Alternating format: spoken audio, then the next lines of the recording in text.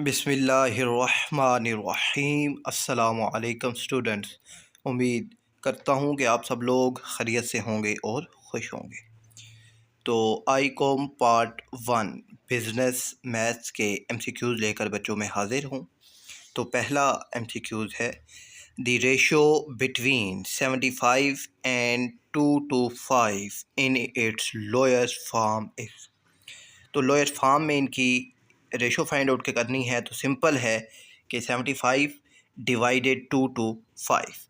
तो आपके पास का आंसर आ जाएगा ऑप्शन डी 1:3। ठीक है, आपने कैलकुलेटर में डायरेक्ट इसको डिवाइड कर देना है। सेकंड है the less the number of telephone calls the lower the amount of bill.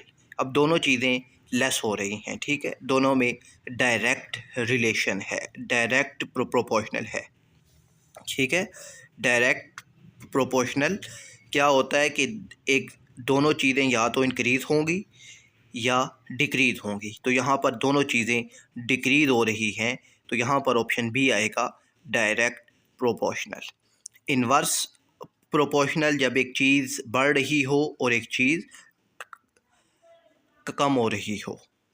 और कंपाउंड प्रोपोर्शनल ये वो होता है बच्चों के जिसमें बहुत सारे वेरिएबल्स जो होते हैं वो एक साथ जो प्रोपोर्शनल है उस पर अफेक्ट कर रहे होते हैं।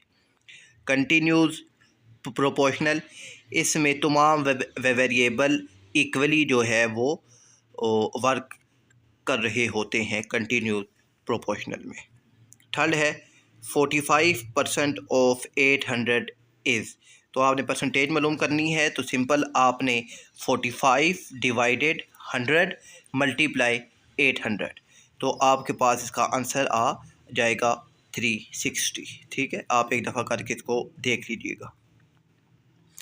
फोर्थ है the price at which customer purchases an item after getting discount. तो कस्टमर ने चीज़ ख़रीदी और डिस्काउंट के बाद, ठीक है, यानी उसको डिस्काउंट दिया गया है, तो ये प्राइस जो है ये ऑप्शन सी आएगा, डिस्काउंट प्राइस होगी। ठीक है, ये क्या होगी? डिस्काउंट प्राइस होगी। और स्टेटेड प्राइस ये वो प्राइस होती है जो डिस्काउंट देने से पहले की जो कीमत होती है वो स्टेट प्राइस होती है। रिटेल प्राइस ये वो प्राइस होती है कि जो जिसमें जो लोग हैं उनको जिस कीमत पर चीज़ दी जाती है उसे रिटेल प्राइस कहते हैं। लिस्ट प्राइस ये वो प्राइस होती है जो आइटम आप ख़रीद रहे हैं उसके ऊपर मेंशन होती है।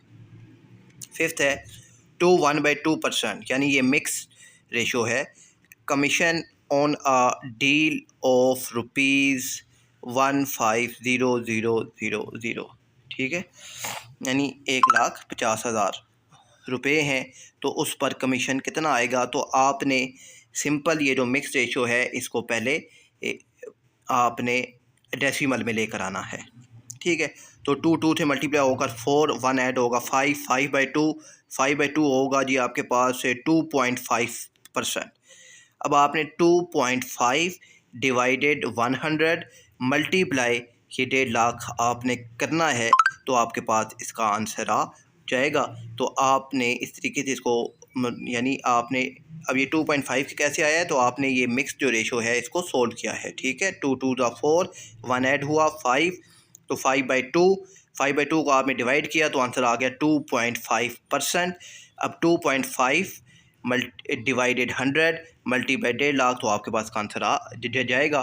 तो इसको सोल्व करके आप इसका आंसर देख सकते हैं। मैंने इसको सोल्व नहीं किया, मेरे पास जो ही ये MCQs आए हैं तो मैंने वीडियो बनाना स्टार्ट कर दी है।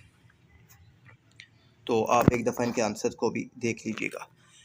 6 है if the difference between the selling price and cost price is positive then is called. अच्छा, अब देखिए कि सेलिंग प्राइस यानी जिस कीमत पर आप बेच रहे हैं, एंड कॉस्ट प्राइस तो और जिस पर आपने ख़रीदा दोनों के दरमियान का फ़र्क अगर पॉजिटिव है, ठीक है, दोनों के दरमियान का फ़र्क अगर पॉजिटिव है तो इसका मतलब है कि आपको प्रॉफिट हुआ है। ऑप्शन बी इसका दुरुस्त है, क्योंकि सेलिंग प्राइस है, आपने जिस कीमत पर बेचा माइनस जिस पर आपने ख़रीदा, तो इनका जवाब पॉजिटिव आ रहा है, तो मतलब आपको प्रॉफिट हुआ है। बी ऑप्शन इसका दुरुस्त है। सेवंथ है the simple interest on ₹1880 for 2 years at 5.1/2%। तो अब आप सिंपल इंटरेस्ट मालूम करना है, तो सिंपल इसका फार्मूला है पिन, ठीक है। Simple interest equal to PIN, principal amount आपके पास है, यानी P की वैल्यू है 1880, I यानी रेट भी आपके पास है 5/1/2, आपने इसको ठीक करना है, ठीक है। 5 2 10 और 1 11, ये तो आ जाएगा 11/2, आप इसको डिवाइड कर करेंगे तो आ जाएगा 5.5। अच्छा, अब आपने जब आई की वैल्यू पुट करनी होती है तो अब आपने 5.5 पुट नहीं करना, बल्कि इसको 100 से डिवाइड करके आपने आई की वैल्यू पुट करनी है। और एन भी आपके पास है 2 ईयर, तो सिंपल आपके पास का आंसर आ जाएगा।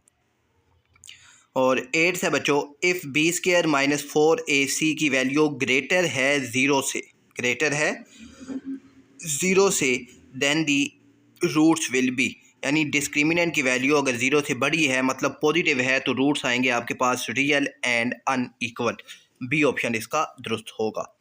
और अगर ये दोनों इक्वल हो जाएं, B² - 4AC इक्वल टू 0 हो, दोनों साइडें आपस में इक्वल हैं, 0 हैं, तो रूट्स आएंगे रियल एंड इक्वल, तो रूट्स आएंगे रियल एंड इक्वल।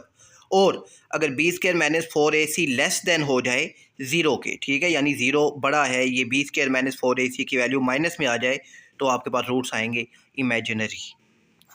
और 9th है बच्चों, given that x+8 equal to 20, then find the value of x is.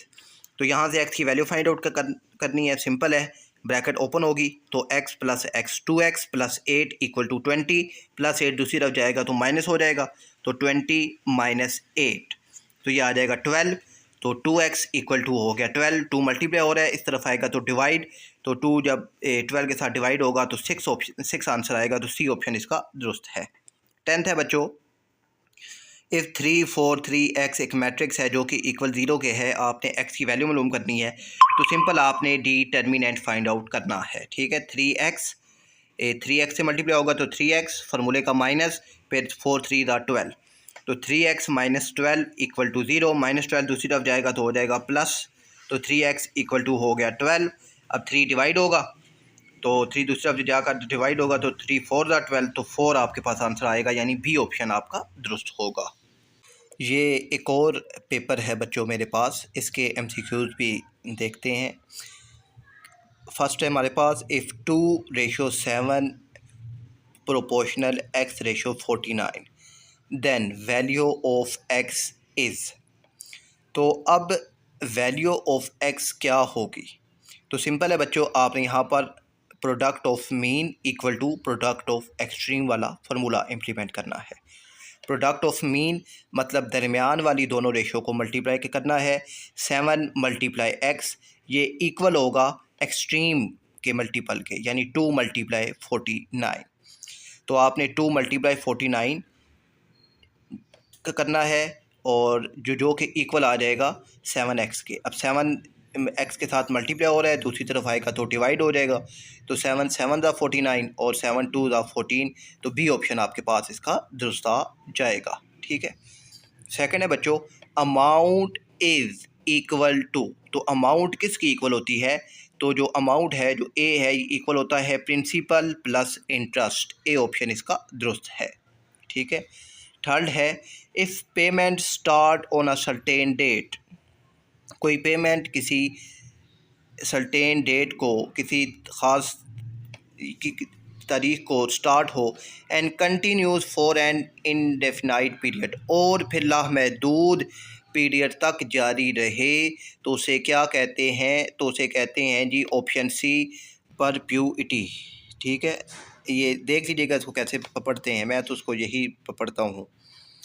और अच्छा, अब ना ऑप्शन ए देख लीजिए ज़रा, ऑर्डनरी एन्युइटी, ऑर्डनरी एन्युइटी क्या होती है, तो ये वो अमाउंट होती है जो मुद्दत ख़त्म होने के बाद अदा की जाती है। जैसे कि आप जैसे कि आपके जो रेंट होता है शॉप का या घर का जो रेंट होता है, जो एक ख़ास पीरियड ख़त्म होने के बाद दी जाती है, यानी हर माह के बाद दी जाती है, उसे ऑर्डिनरी एन्युइटी कहते हैं।